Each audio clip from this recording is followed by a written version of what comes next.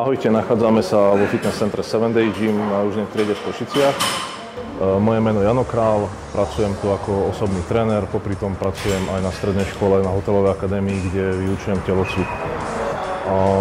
Medzi moje športové úspechy patria 3 tituly majstra Slovenska v najťažšej váhovej kategórii a natočíme si pre vás taký tréningový blog alebo taký súbor videí, kde vám ukážem, ako trénujem a budem sa snažiť vlastne prezentovať techniky cvičení, ktoré využívam a vysvetlím čo, ako a prečo cvičím. Tieto tréningy budú určené takisto pre vás, tu nech môžete trénovať, ak máte záujem o nárast svalovej hmoty, o svalovú hypertrofiu, tak aby ste zaznamenali nejaké pokroky a pritom cvičili bezpečne. Takže tréning bude rozdelený do niekoľkých častí, ako som avizoval, s tým, že v prvom tréningu pôjdeme tréning hrudníka. Pôjdeme 3 cviky, ktoré ja považujem za najdôležitejšie a najzákladnejšie. Prvý cvik, ktorý pôjdeme, tak sú tlaky na rovnej lavičke. Čiže pri tomto cviku je veľmi dôležité, ako si k tomu ľahnete, aby sa nestalo, že pri výtlaku zavadíte styčkou do stojanu a potom dôjde k zbytočnému zraneniu. Čiže ľahnem si tak, že tyčka je vo výške očí, nosa. Uchop si zvolím širší. Príliš úzky úchop zapája tricepsy, veľmi široký úchop zase skracuje rozsah pohybu, čiže svaly nie sú stimulované v dostatočnom rozsahu.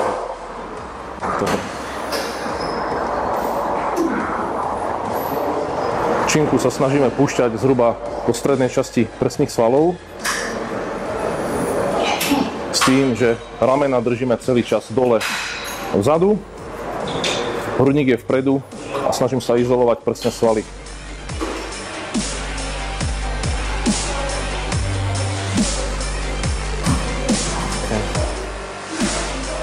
Pri tomto cviku ja sa stále snažím izolovať prsné svaly, a to takým spôsobom, že ramena držím dole vzadu, lopatky stlačím k sebe. Tým pádom hrudník sa dostane do východiskovej pozície, kde dokážem lepšie tie svaly izolovať. Tu robí veľa cvičencov práve tú chybu, že zapájajú tricepsy a ramena. To znamená, že už v tejto polohe, ako si ľahám na lavičku, zatlačím ramena dole dozadu, lopatky k sebe, zvolím si takýto úchop.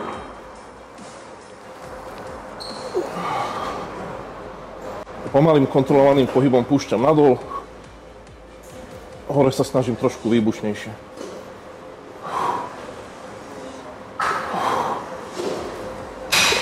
Snažím sa cvičiť v celom rozsahu pohybu.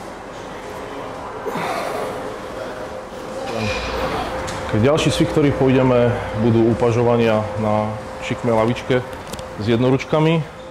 Prvý cvik sme boli základný cvik, tlaky s veľkou činkou, kde sme urobili 4 série po 8 až 10 opakovaní. Tento cvik pôjdeme takisto 4 série, približne 10 až 12 opakovaní.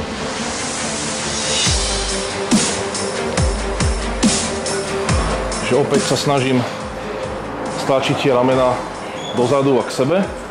V tejto polohe si ľahám na lavičku a nad hrudníkom s nádychom idem do upaženia. Hore je výdych. V spodnej polohe prestrečujem prsné svalstvo, hore sa snažím svaly vedome kontrahovať, napnúť. Nádych, výdych. V hornej polohe neodrážam činkami.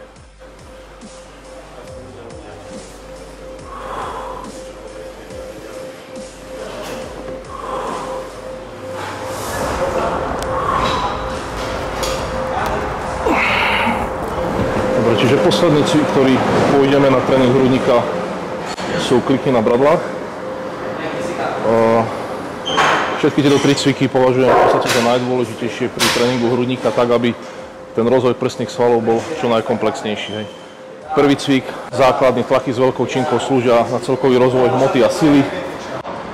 Druhý cvik, upažovanie s jednoručkami na šikmej lavičke, sa zameriavajú hlavne na rozvoj hornej časti prsných svalov, ktorú je v podstate najťažšie vybudovať, a takisto bočnú stranu prsných svalov. A tretí cvik, kliky na bradlách v podstate s vlastnou váhou alebo so zaťažím, alebo pre tých, čo nevládzu, tak môžu ten cvik cvičiť vlastne s protiváhou, alebo si dajú do pomoc. Cvik, ktorý je zameraný najmä na spodnú časť prsných svalov a na tú vnútornú. Uchop si volíme takýto širší, podobne ako keď robíme tlaky na veľkej lavičke. Snažím sa trošku predkloniť v trupe a lakte tlačím trošku do stran. Hej. Ak by som si zvolil úzky uchop, lakte držal pri tele, tak by som výraznejšie zapájal tricepsy, čo teraz nie je môjim cieľom. Takže v praxi by to vyzeralo asi nasledovne.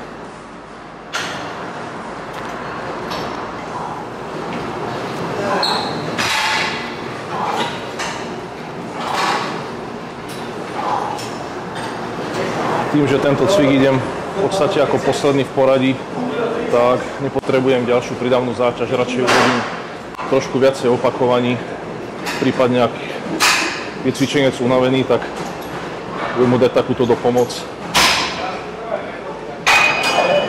Ako vidíte, snažíme sa cvičiť v celom rozsahu pohybu tak, aby tie svaly pracovali funkčne, aby sa neskracovali, aby sme zapájali v podstate čo najviac svalových vláken.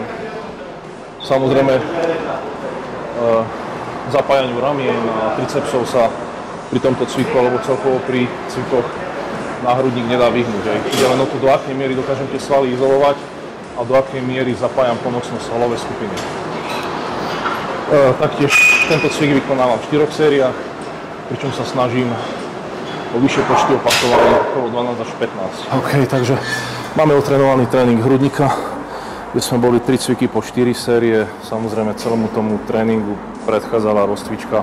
Ja využívam najmä dynamický stretching, to znamená, venujem tomu zhruba 5 až 10 minút, kde sa snažím rozcvičiť celé telo v podstate kruživými pohybmi končatín, tak aby som zahral príslušné kĺby, svaly a šlachy a pripraviť tak na tréning a nejakým spôsobom predchádzal zraneniam.